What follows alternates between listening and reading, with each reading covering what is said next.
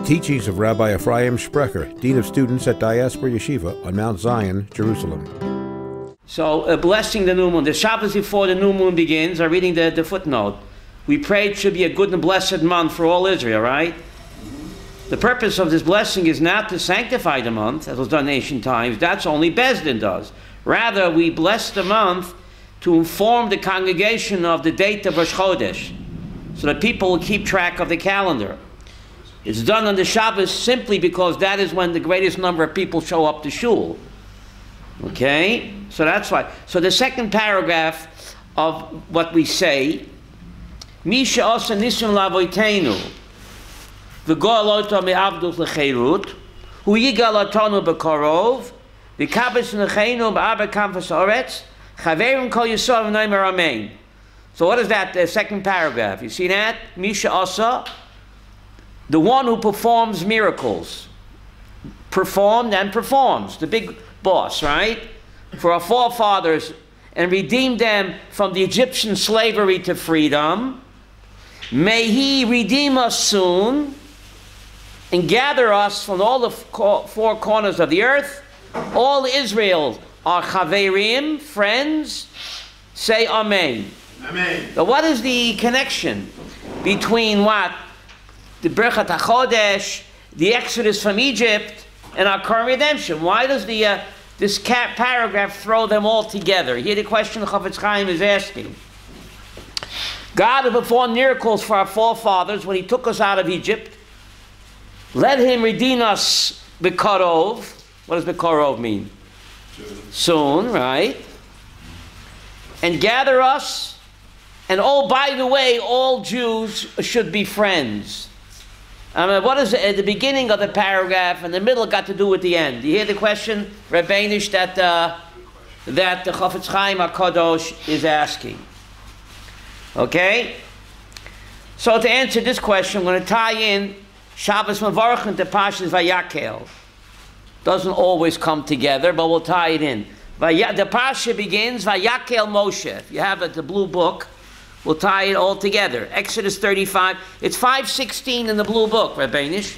In the blue book, it's 5:16. It's a different page in that book. I think you have one underneath there. No?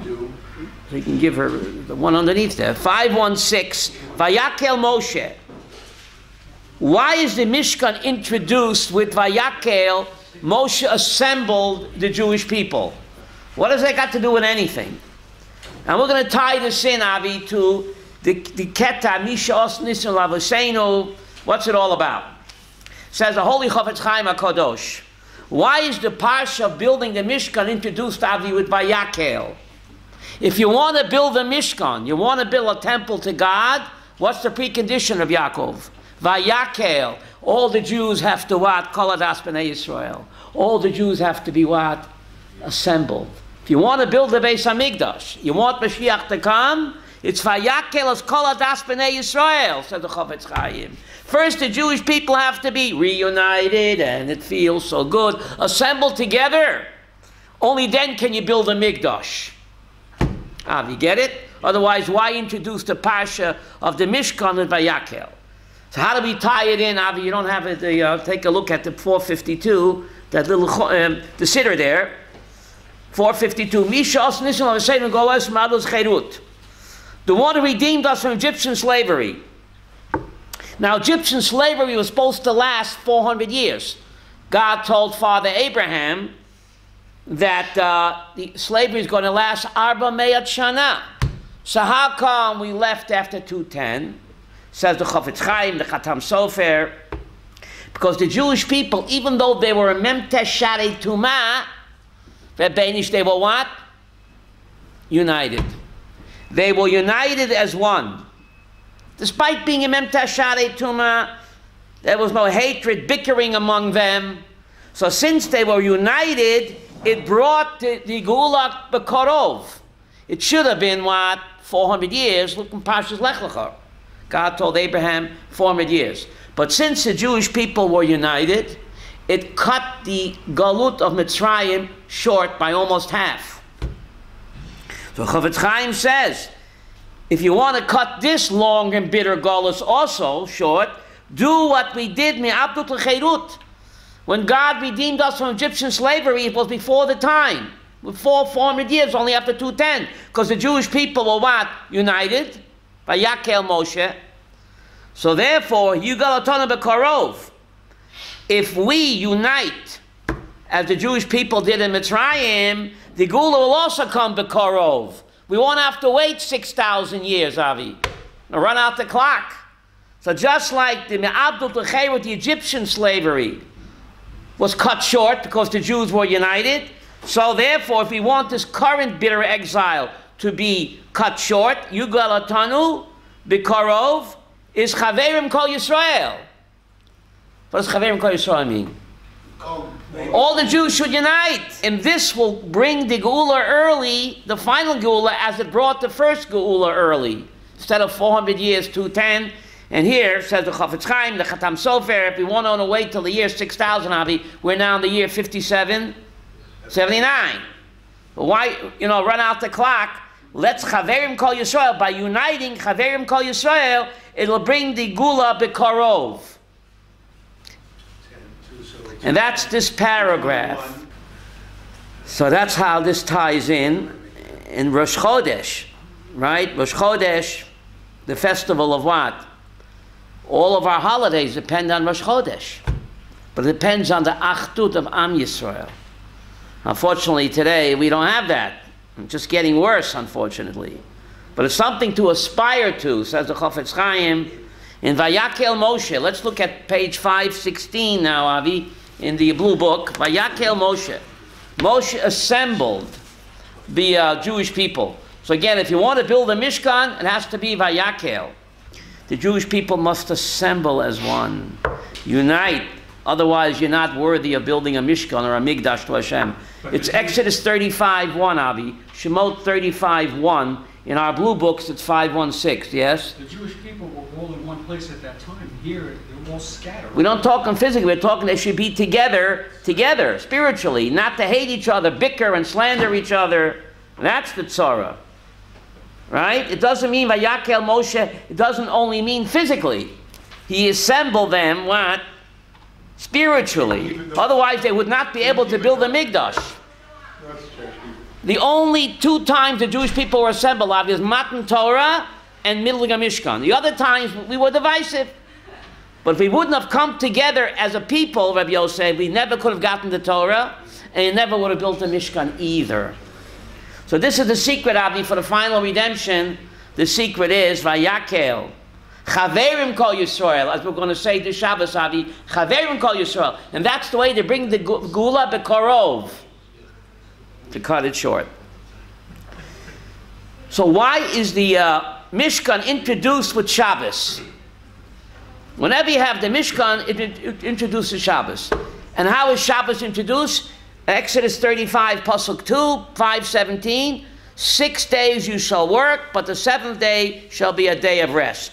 It's interesting, Rabbi Yosef, that Shabbos is mentioned dozens of times in the Torah. And it's never mentioned alone. It never says, observe Shabbos. It always says first what? Work. Work 6 days, and then observe. Well, how come the Sifri, I think they were Haredi, the one who wrote the Sifri was the Talmid of Rashbi, asked, how come Shabbos in the Torah is never introduced alone? It's always, what's the word, prefaced or prefaced? Prefaced. With what? Sheish says Yom Etasa Malacha. Never says observe Shabbos alone. It's always prefaced, but it works. So the Sifri says, Avi, just like there's a mitzvah to observe on Shabbos, to rest Shabbos, there's a mitzvah to what? Work 6 days. Work 6 days. Interesting. So the question is, we already knew this in Parshat Kisisa, when the Torah tells us about Shabbos and the Mishkan, to teach that what? That even though the Mishkan is so important, Shabbos is more important. You don't build the Mishkan on Shabbos. So therefore, the mitzvah Shabbos is written right before Melechat building Mishkan, that when it comes Shabbos, you have to what? Stop building the Mishkan. But we already know that. We already know that from last week's Parsha. Rashi already told us that the reason why Shabbos is mentioned before the building of the Mishkan, that even though the building of the Mishkan is a great mitzvah, Shabbos comes first. You already told me that. So why do you repeat it over here again in page 516, Pasuk 2 and 3? So to answer this question, we have to ask another question. Why is the Mishkan repeated word for word? Go on, take a look. Rachmiel, page 517, 518, 519, 520, 522, 524, 525, on and on, 526, 527. The Torah, Rabbi Yosef, is so economical. It's so, there isn't even one extra letter in the Holy Torah. There's exactly 304,005 letters. If you don't believe it, you can count. There ain't even one extra letter. Why is this parsha repeated? Hundreds of psukim is a virtual repetition of what? Of Truman Tetzaveh.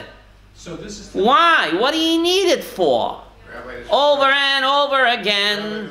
So the message is plan A and plan B. That's conflicting midrashim.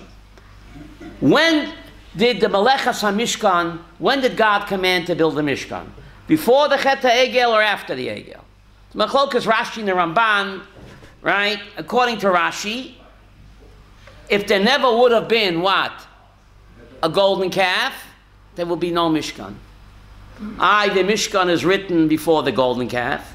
Rashi says, Ein mugdam mucha b'Torah. The Torah is not written chronological order. Torah is not written chronological order. But according to Rashi and the Midrashim that he follows, if it ain't broke, Avi, don't fix it. We sinned with gold. We made a golden calf, so God says, take gold and make golden lovebirds in the Holy of Holies. Gold for gold. The way you sin is the way you want to repeat it. You do the tikkun. The Medrash says, let the gold of the Mishkan come and atone for what? For the golden calf. So according to those Medrashim that Rashi follows, the Mishkan is only what? Plan B. It's written before. The Torah is not written chronological order. But that wouldn't explain why it's repeated again and again. The Ramban follows other Midrashim that the Mishkan was plan A from the get-go. Even though there'd never be a golden calf, there would be a Mishkan, because the Mishkan is a replica or a duplicate of what? Of Mama Sarah's tent. The miracles that took place in Mama Sarah's tent, Avi had in the Mishkan. Nachmanides points out, Mama Sarah's tent, the bread remained fresh and hot all week. In the Mishkan, the lechem upon remained fresh and hot all week without a toaster oven. And there was what? The Ner Doluk, her candle remained lit all week. Mama Sarah in the Mishkan, you had the western menorah, the light of the western candle never went out. And you had the Shekhinah hovering over Sarah's tent, not Abraham, Sarah, and you had the Shekhinah hovering over what? The Mishkan. So according to Nachmanides in the Midrashim, he follows that the Mishkan is plan A, nothing to do with the Chet HaEgel. A portable Har Sinai, the Jews saw God Ke'esho Chelet, but Rosh Hashana, God appears in a flaming fire. What's the color of fire? Gold. So Ramban says a golden Mishkan represents a golden Har Sinai. God says, take me along, a replica of portable Har Sinai. Or also, it is a model of the universe. 7 days of creation, 7 days for this. There's, according to Barbanel, everything in the Mishkan was a model of the universe. It says 10 times by the Mishkan, build the Mishkan, 10 times. How many times did God used to say, Asara Mamorat Nivra Olam? God created the universe with 10 sayings, therefore it says 10 times in the Mishkan, do this, do that, do that. There were how many curtains on the Mishkan? 10. Banish representing that Asara Mamorot. And in the universe you have a sun, you have the menorah, represents the sun. Here comes the sun. The wash basin represents what? The oceans. The shulchan represents the food supply. The Mizbach Adama represents what? The Adama, the earth, so on and so on. So nothing to do with what? With the Egel. So how do we reconcile the Ramban and Rashi conflicting midrashim? You're right, you're also right. Is the Egel, is the Mishkan a tikkun for the Egel? Plan B, Avi, or is it plan A? Yes. Is it plan A or plan B? Yes. That's why it's repeated twice verbatim. Truma Tetzaveh are written rabbinish before the Chet Egel. Ramban says we don't chronological order. We only say that we have no choice. But why should you have to say that? We assume the Torah is written chronological order, says the great Nachmanides. So Truma Tetzaveh, where the Mishkan is stated in great detail, that's written when? Rabbi Yosef, when? Before the Chet Egel. That's plan A. Even though there never be an Egel, there'd always be a Mishkan, a model of Sarah's tent, a model of the Har Sinai, a model of the universe. But once the Jews sinned with the Egel, bum da dum bum bum. Now we need Vayakhel Pikudei, verbatim. Why verbatim? Because now the Mishkan also becomes a tikkun for the Chet Egel. It takes on another layer. So therefore it's repeated verbatim, word for word. It's not wasted, because now it's not just a portable Har Sinai, plan A. Now it's not just a what? Replica of Mama Sarah's tent or replica of the universe. Now it also becomes Avi what? A tikkun v'kapara for the Chet Egel. So therefore we have to repeat it verbatim, Roger. We have to repeat it verbatim when? After the Egel. Don't you see what's going on over here? Truma Tetzaveh is written before the Chet Egel, because that's plan A. But once the Jews sin with the Egel, now we need the Mishkan again, because now it also becomes plan B. So therefore you have all of these pages repeated. It's not repetition. It takes on a whole new meaning. Now it also becomes a kapara and a tikkun for the Egel. You sin with gold, now take that gold in the Mishkan and now do it my way. Now it's not just a model of the universe. It's not just a model of whose tent? Not Abraham, Mama Sarah's tent. It's not just a portable Har Sinai, the fire of gold. Gold, Hashem appeared as a fire. The fire, the color of gold, says Rambam. Now it's also Vayakhel Pikudei after the Egel. Now it takes on an additional whole new meaning. God allows the plan A, Avi, to become, who loves you, baby, to become plan B. So therefore it's necessary. The Torah is so economical. There ain't even one extra letter. And here God says, I'm going to write all of these words again and again and again to demonstrate how much I love my children. I'm making this Mishkan, plan A, plan B. Now it's also a kapara for them.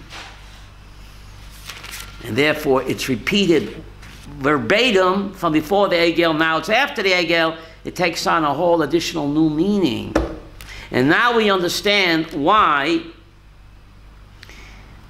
Shabbos is repeated. That you can't build a Mishkan on Shabbos. My dear friend Yaakov Meir Zippel said this tremendous chiddush. Vayakhel, now it's plan B. Now the Mishkan is a tikkun and a kapara for the Chet Egel. The Jews were spiritually sick. They built a golden calf. Now the Mishkan is their medicine. The golden calf, golden Egel, they got to get into the system. So I would think maybe it's Pekuach Nefesh. Rabbi Yaakov Meir Zippel said, maybe it's Pekuach Nefesh. Maybe it should be Doicha Shabbos. You know, if you're physically sick and you're in danger of dying, you're supposed to what? Be Mechala Shabbat. The Jews were spiritually sick. They worshipped the golden calf. What's the antidote, Avi? The golden Mishkan. So they might think that it's so importanto to get the antidote into my spiritually sick soul and even build a Mishkan on Shabbos. My immortal soul is in danger. So perhaps I should build the Mishkan even what? So therefore Torah says, no, time out. You mechala Shabbos only if you're in physical danger. Danger, Mr. Robinson, physical danger. If your neshama is in danger, but your body's not in danger, you're not mechala Shabbos. This is a big chiddush, Rabbinish. This is the chiddush. Just because it was a good chiddush, you don't have to start speaking Italian now. Yiddish, big chiddush. I like it. I like it. Otherwise, why repeat Shabbos again? It's not doicha de Mishkan. You told me. Yeah, but you told me that was plan A.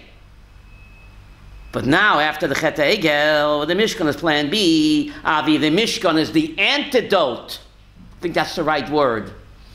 For the spiritually sick soul of the Yidden, the Jewish soul was sick from building a golden calf discotheque.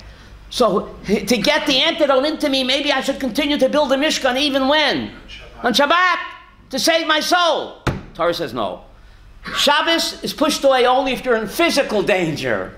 If you're in spiritual danger, you're not Mechal Shabbat. Sorry, Charlie. So therefore it's repeated. I like it, Avi.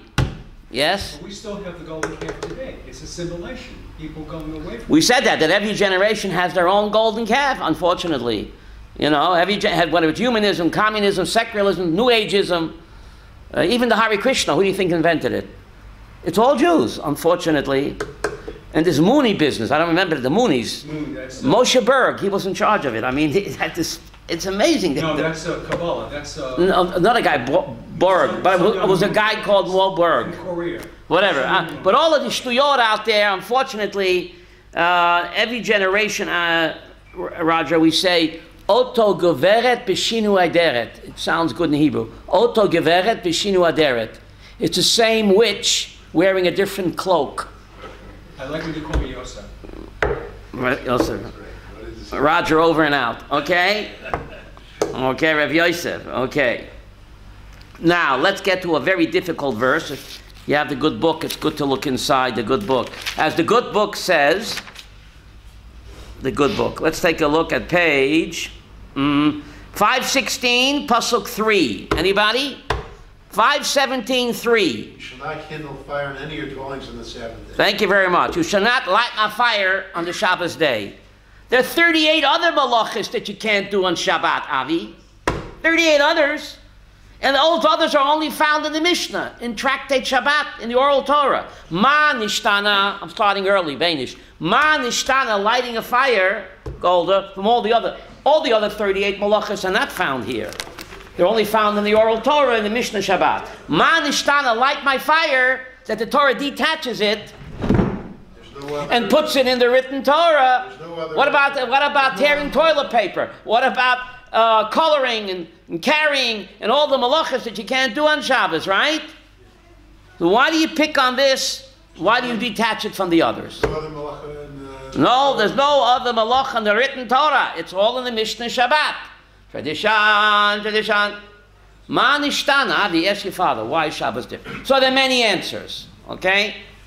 Many answers. Fasting seatbelts. One answer is, if someone does the other 38 malachas on Shabbos or witnesses in the morning, he's chayiv skila. Death penalty. There's no eidim. It's a karet, a heavenly death penalty. With witnesses, a human death penalty. For some reason, flicking a bick on Shabbat, even though it's chilul Shabbat, the punishment is only malchus. You hear this? Don't ask me why. Tractate Shabbos, page 70. That's a good reason. This one is because God said, the reason God detached this from the other 38, Avi, but the other 38 are not found in the written, only in the oral, to teach from the other 38 malachas at the capital punishment. But for some reason, lighting a fire on Shabbos, even though it's chilul Shabbat, the punishment is not death, but only like eating a pig. Or eating what? Cheeseburger. Malchus. That's reason number one. Malchus, what? It's death penalty, isn't it? Is it Malchus or No, I just told you, Malchus. When you light a fire on Shabbos, unlike the other 38, it's not a death penalty, it's Malchus. Malchus means lashes. Karet, the other 38 is Misa or Karet, it's a death penalty. But for lighting a fire on Shabbat, even though you desecrate the Shabbos, for some reason, the Torah took it out from the others and left it separate because it's not a death penalty, it's lashes. So Malchus means lashes. Only 39 lashes, not death penalty like the other. That's one reason why the Torah singles out lighting a fire from Avi, from tearing toilet paper. So it says or cutting and reaping and plowing and planting and coloring and dyeing and building and tearing down. Tearing down with the intention of rebuilding is also an al malacha. It says, whoever does work on it shall be put to death, and then it says, you shall not kindle fire in any of your dwellings. Is that the separation? Bueno. Oh, Tractate Shabbos 70. Thank you for coming today out in this weather. So you got to read Pasuk, you don't have it inside. 2 and 3 together, right?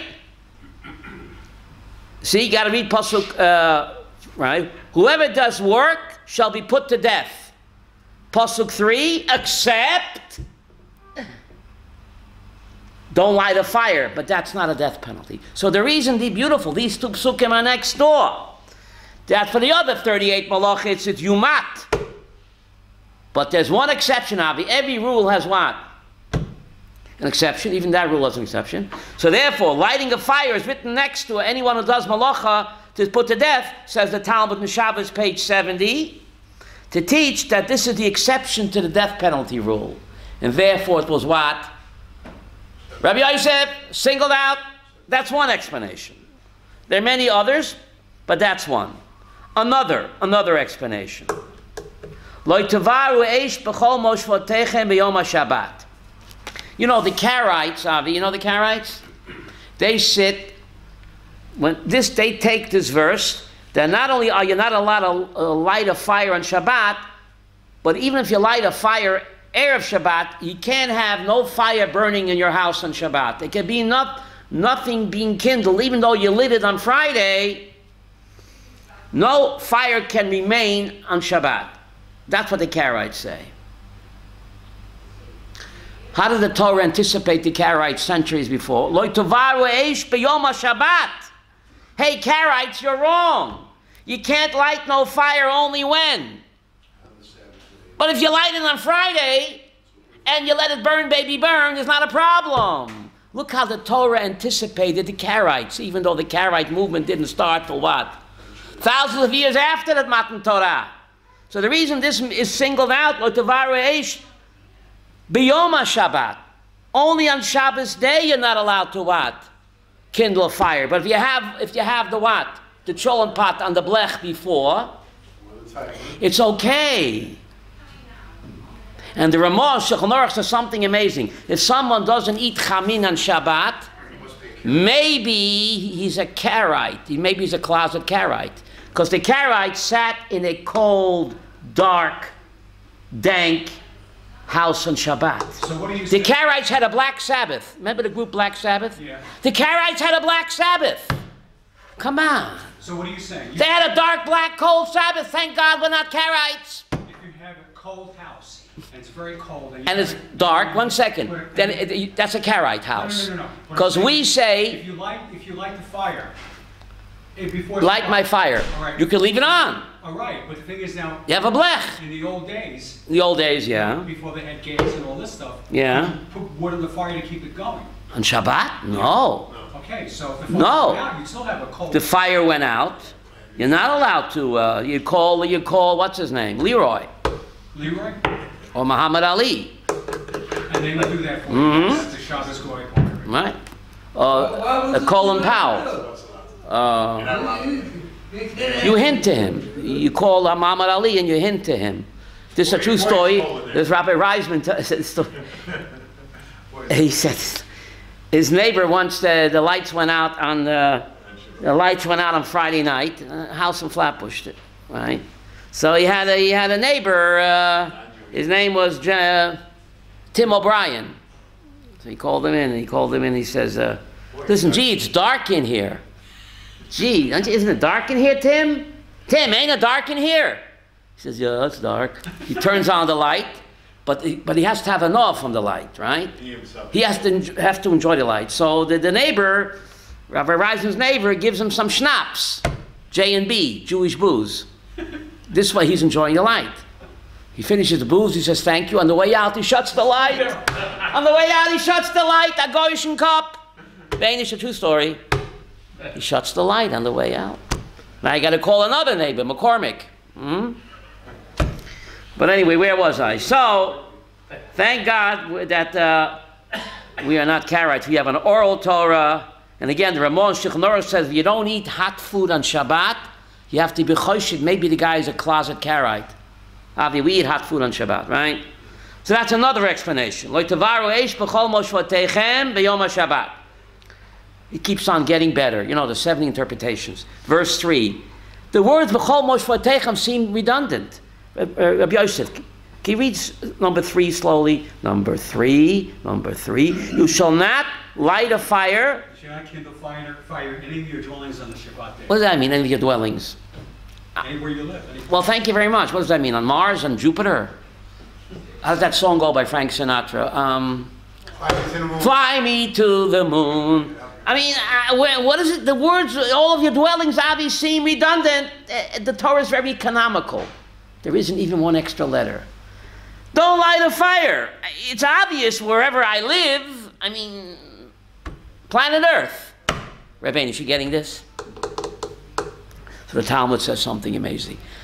On Shabbat, in the Mishkan, in the Holy Temple, the priest on duty did light fire. He lit the menorah. He burned incense on Holy Shabbos. How could he do that? Also, did he do the Tamid too? He did the Tamid too, right. But here, in your private dwellings, you can't kindle no fire. But the temple is not your private dwelling, Avi, it's God's dwelling. There, the Kohen on duty, he did light the fire. He did light the menorah. He did burn incense. So therefore, the word B'chol Moshvatechem is a qualifier. In your private dwellings. Even when the Kohen was off duty, he couldn't light a fire. But when the Kohen was on duty, not in his dwelling, in God's house, there he was commanded to light the fire of the menorah and incense. I learned this morning I did for him. The incense was the greatest service of all the services in the temple. The guitarist was the highest service. The Ramban tells us the highest service of all was the guitarist. Okay. Does Hashem sleep on Shabbat? Does he rest on Shabbat? Does God rest on Shabbat? Ooh. Yosef is cooking with gas. Got to go back to Genesis 1. Good thing you have the book. Rashi Esther Kasha. Make my day. Rashi Esther Kasha, Rabbi Yosef. Go back to... We have the good book, Avi. You ain't got a book? Oh, chaval. Rabbi, is back to Genesis 1. You got a good book? Okay. Rashi makes the comment over here. 1 second.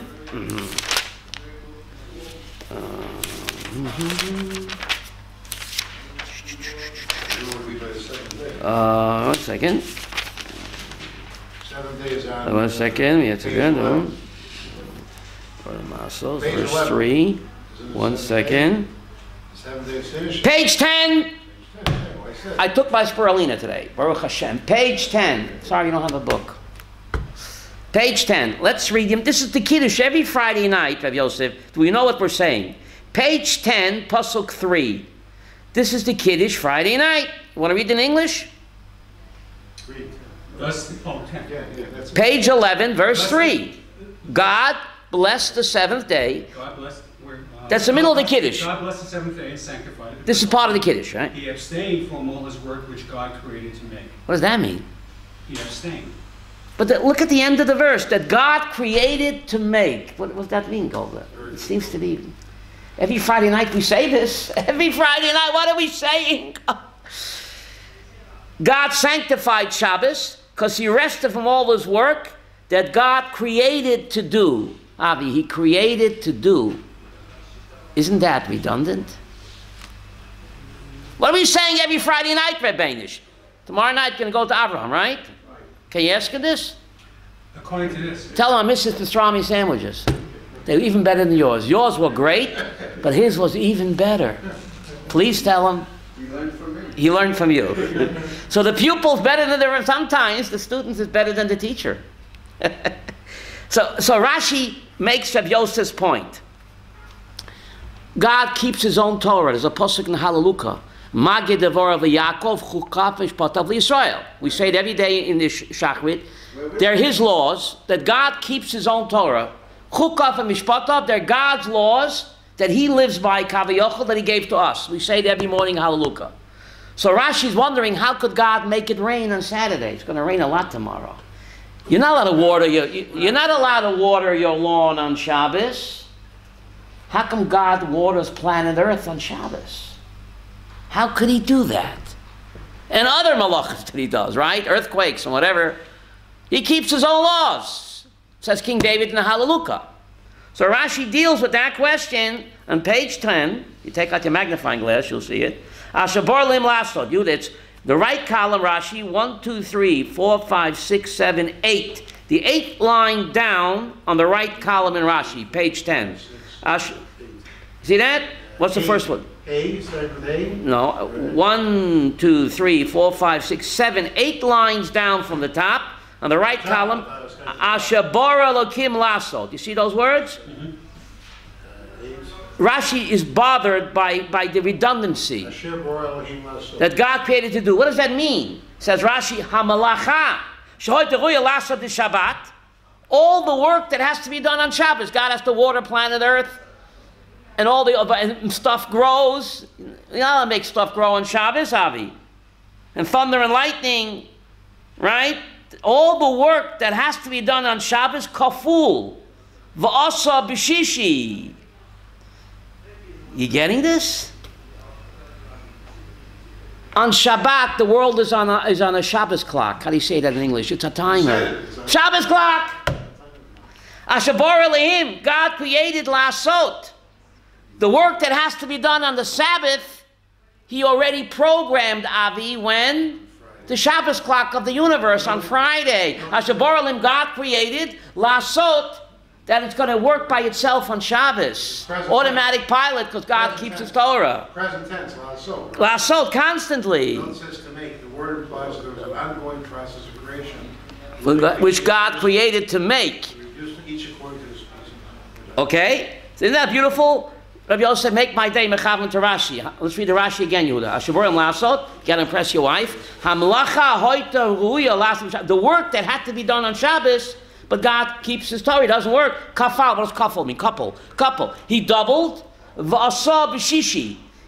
So He programmed the universe on Friday that Shabbos should be on a Shabbos timer. Avi, Shabbos timer? Is that what it's called? Yeah. Shabbos clock? That's why it says that. So I have to have in mind every Friday night that the universe is running on automatic pilot on Shabbos. But God programmed it on Friday, the extra word in the Torah. Pretty amazing, huh? So that's why the Jews, we have to follow God's ways. If God has a Shabbos timer, right? Shabbos clock, and we do the same thing. We have Shabbos, right? Lights go on and off. So this is Rashi. The Rambam and Mer Nevuchim is another interpretation, right? Rashi can't say everything. You don't want the Rambam to be unemployed, right? You don't want that. The Rambam is another interpretation. Ashabar Elohim lasot, you have to have in mind too. God created, comma, but He left the universe purposely, what, Avi? Incomplete, lasot. We have to complete it. It says Nachmanides and Maimonides. God created the universe, but He purposely left it incomplete to give us the awesome task of what? Tikkun Olam. Amazing. We have to complete the universe. God says, this is Nachmanides, and Maimonides. Right, yeah. Is that why we went to the moon last week? Oh, we sent Bereshit to the moon. Bereshit we sent. So it's pretty amazing, right? You heard about this Yiddish astronaut. All my stories are true, but some didn't happen yet. He came back from circling the globe. He circled the globe, you know, by John Glenn's time. Remember John Glenn? Yeah. 89 times. It was a Jewish astronaut, Herman Greenberg. You didn't hear about him. After John Glenn, Herman Greenberg. He circled the globe 89 times. This was not, only in the Jewish press would you read this, Jewish, not in the Times. So he came down and he landed, splash down, splash down. The reporters came up to him on the carrier, said, Herman, how do you feel? He says, I'm all famished. Shachas mincha maariv, shachas mincha maariv, shachas mincha maariv. I'm all famished. Don't you get it? Circling the globe every 5 minutes, shachas mincha maariv. Famished. Avi, you didn't. Not everything is in the New York Times, okay? So anyway, the Chafetz Chaim HaKadosh, he was so into Ben Odom Chavero. He quotes again. Now we need it. This extra medicine, there's so much bitterness and slander, and each one trying to what? Out-chew the other one. We have to keep ourselves strong. The Chafetz Chaim quotes a pasuk in Malachi. You know Malachi? I think he's the last of the prophets, Yosef, no? Malachi? Malachi means my messenger. And this ties in with Purim. One of the Gemara Megillah says that Malachi was Mordechai. Malachi, what does Malachi mean? My messenger. Malachi means my messenger. All prophets are my messengers. So the Gemara Megillah, there's one opinion that he's Mordechai. So Malachi, the last of the prophets, says, Ozen dibur yir Hashem. Then those that feared God spoke. Kama ishal re'ehu. It's Malachi chapter 3, verse 16. Those that feared God spoke. Kama ishal re'ehu. One man to his friend. What does that mean? It says the Chafetz Chaim HaKadosh. Who's a Yira Hashem? Who's a God-fearing man? Ishal re'ehu. When you have friendship with other Yidden, then you're a Yirat Hashem. That's what Malachi says. If you want to be a Yirat Hashemayim, a Yirat Hashem is Ishal re'ehu. Have a kesher with other Jews. So the Talmud says, if you speak Lashon Hara, it's shvichas dam. You're spilling the guy's blood. You're destroying his reputation. You're destroying him. You spoke about the golden calf. Right. Right. And I see something paralleling that in America amongst the Reform and Conservative Jews is Tikkun Olam, repairing the world. Right. Am I off on that? Tikkun Olam begins with the guy in the mirror. Avi, Tikkun Olam begins with the guy in the mirror, right? First be a Shomer Shabbos, first eat kosher and observe the Shabbos. You have to fix yourself before you can fix others. But the truth, what? They're saying the truth. I'm also a Jew. The mission of the Jews is not to observe Shabbos? Basically not the Torah, but we have to repair the world. But how do you repair the world? Through the Torah. The Torah is God's manual for living in the year 2019, Avi, the Torah is God's manual for living. It's right. It's okay to homosexuality. That's what they say too. So. The worst abominations they call what? Human rights. Here too. It's terrible. It's terrible. Right. I remember one year we were going to your shiur and they canceled it because they had 1 year, 2 years in a row. Remember? They, 2 years in a row they canceled the shiur here. They closed the building out because the homos were marching, and the police ordered the OU to close the building. It's a chil Hashem. Unfortunately. See, the Torah doesn't change. The Torah's value, Rachmiel, are eternal. We change. The Torah doesn't change. So why do we read it every year, the same Parsha every week, Avi? The Torah's values are eternal. It's God's values. We change the way we think, but we have to bend our will to His will. That's Yirat Shamayim, to bend our will to His will. That's what it's all about. And never some Jews think that they're smarter than God. That's the worst type of idolatry, self-worship. They think they're more moral than the Torah. That's the idolatry, self-worship, unfortunately. We have to bend ourselves to the Torah and accept that God knows better. Remember that show, Father Knows Best, that TV show? Yeah. Remember that show? Father Knows Best, right? The kids couldn't figure out. But we trust that Father knows best. That's Judaism. Our little brain can figure out the infinite. How dare we have a chutzpah to think that we can figure out the divine mind? We're finite, and God is infinite. We can't compare. We have to accept that.